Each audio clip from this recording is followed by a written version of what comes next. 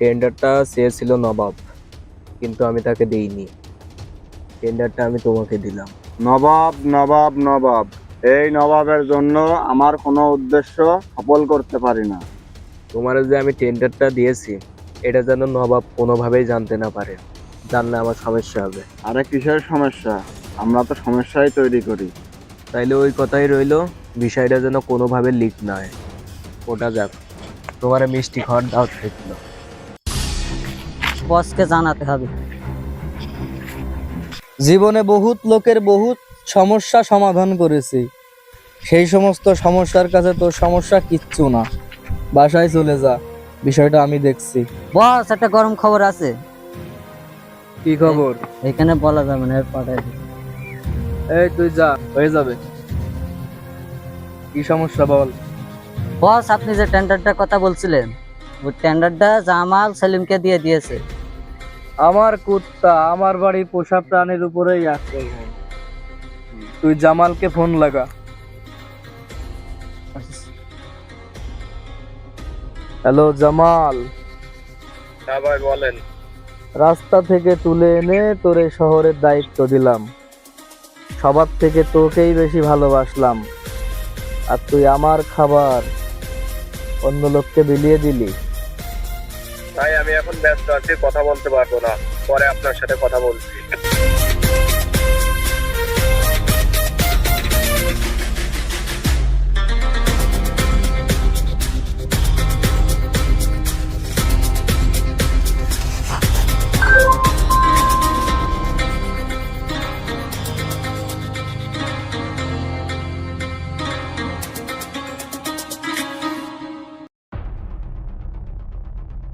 এই পুলারটা ভরাট করে এখানে একটা বিল্ডিং নির্মাণ করতে হবে।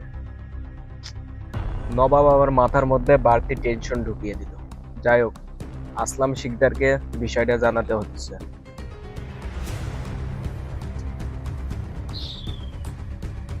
হ্যালো আসলাম ভাই। হ্যাঁ জামাল বলো।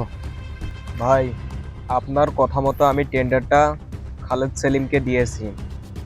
এইমাত্র নবাব আমাকে ফোন দিয়ে উল্টো পাল্টা কথা বলছে। কি করব? আরে পাগল, তুই সারা জীবন বলদই থেকে গেলি। ছাগল যখন ডাকে ছাগলের সামনে ঘাই দিলে যেমন নিরিবিলি খেয়ে জাগর কাটে, তুই নবাবের অ্যাকাউন্টে 10 কোটি টাকা মেরে দে, সব ক্লিয়ার হয়ে যাবে। ঠিক আছে ভাই, আমি নবাবকে বলছি। এই চল। হ্যালো সেলিম, তুমি একটু লেকের পাড়ে আমার সাথে দেখা করো তো। আমরা যখন টেন্ডারের কন্ট্রাক্টটা সাইন করছিলাম, তখন ওখানে কে কে ছিল? কিভাবে এই বিষয়টা লিক হয়ে গেল? নবাবের কানে গেল কিভাবে? বস, ওখানে 4 জন ছিলাম আমরা। এক হচ্ছে আপনি ছিলেন, আমি ছিলাম, আর সেলিম ছিল। সেলিমের সাথে একটা লোক আইলো, ওনাকে তো আমি চিনি না। ঘরের শত্রু বড় শত্রু, আর এই শত্রুটাকে আগে ধরতে হবে। ভাই আমার ডেকেছেন কেন? সেলিম সাহেব, তুমি এসেছো, তোমার সাথে আমার কিছু পার্সোনাল কথা আছে। সেলিম, আমি তোমাকে যে কন্ট্রাক্টটা দিয়েছি, এই বিষয়টা কিভাবে লিক হলো? নবাবের কানে গেল কিভাবে? ভাই আমি যাকে নিয়ে আসছিলাম ও আমার খুব কাছের লোক। এরকম খারাপ চিন্তা ভাবনা না করাটাই ভালো।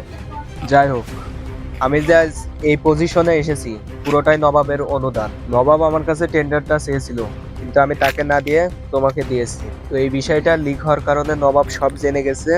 আমাকে ফোন দিয়ে বিভিন্ন ধরনের উল্টোপাল্টা কথা বলেছে। পরে আমি আসলাম শিকদারকে ফোন দিই। আসলাম শিকদার দুবাইয়ের অনেক বড় কিং। সে আমাকে বলল নবাবের অ্যাকাউন্টে 10 কোটি টাকা দিয়ে দিতে। যেহেতু আমি টেন্ডারটা তোমাকে দিয়েছি, তুমি নবাবের অ্যাকাউন্টে 10 কোটি টাকা দিয়ে দাও। আমরা নবাবকে 10 কোটি টাকা কেন দেবো? নবাবকে এখানে ফোন দিয়ে টাকা হোক। আমরা কি নবাবকে ভয় পাই? সেলিম, তুমি হয়তো নবাবের বিষয়ে কিছুই জানো। আমরা তো জঙ্গলে গিয়ে হাতি ঘোড়া কিনি, কিন্তু নবাব সে জঙ্গলে যে জঙ্গলের রাজাকেই কিনে নিয়ে আসে। ও যদি জঙ্গলের রাজাকে কিনতে পারে, তাহলে আমরা পুরো জঙ্গলটাই কিনে নিতে পারি। আপনি ওকে ফোন লাগান। সেলিম, তুমি নবাবকে অনেক সহজভাবে নিচ্ছ।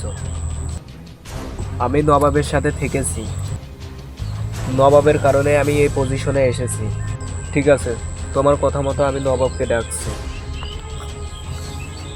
হ্যালো ভাই, লেকে চলে আসেন, আপনার সাথে কিছু ইম্পর্টেন্ট কথা আছে।